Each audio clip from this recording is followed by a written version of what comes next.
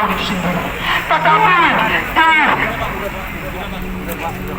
nggak, sebenarnya saya panas sekali saya ini ya.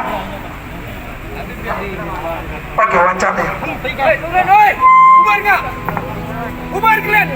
Anda panas, saya panas, Bang. Kau turun sini. Bang, jangan panas dong.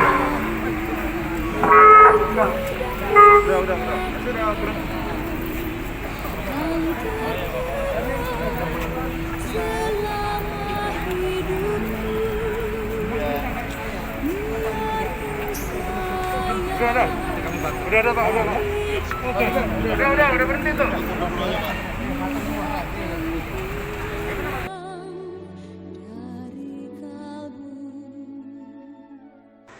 Terima kasih, selamat ya atas terbentuknya kami di Surabaya kemarin.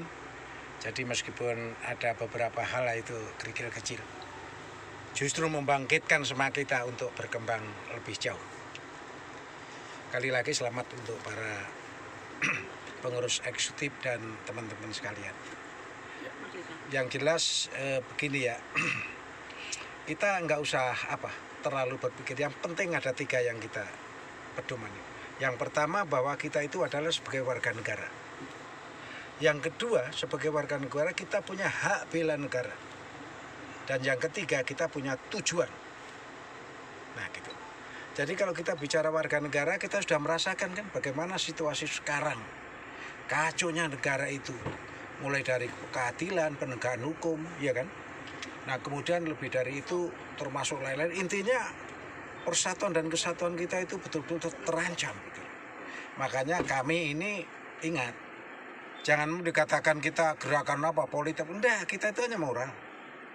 Kalau kita punya tujuan yang lebih jauh seperti Makar ini, kita bentuk organisasi, ya kan? Enggak.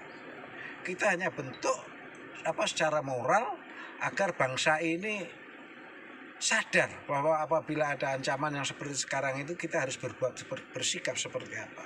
Siap. Nah kalau kita menyadari bahwa bangsa kita itu mau tidak mau, suka tidak suka, itu banyak umat Islam ya, terutama umat Islam ini yang harus betul-betul paham situasi negara kita. Jadi seperti sekarang itu jelas bahwa komunis bangkit itu betul. Hanya orang komunis atau simpatisan mereka yang mengatakan tidak apa-apa, itu secara politis mesti begitu. Tapi sebenarnya bangkit. Indikasinya banyak mulai sejak tahun 2008 sampai sekarang.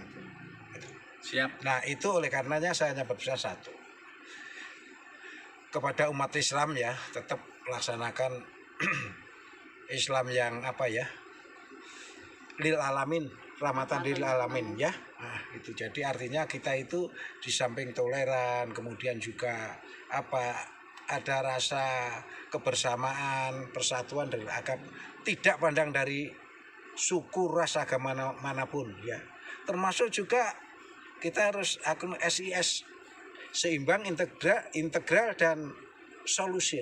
Siap. Seimbang dalam arti bagaimana kita mengamati dunia, bagaimana kita menyiapkan akhirat, harus ada keseimbangan. Ya. Jadi antara ritual dengan pelaksanaan sosial hari-hari itu ada keseimbangan gitu. Oke. Kemudian integral artinya bahwa misalnya ya, kita membangun ada semen, ada pasir, ada batu, ada air. Ini kita integrasikan sehingga menjadi bangunan yang kokoh.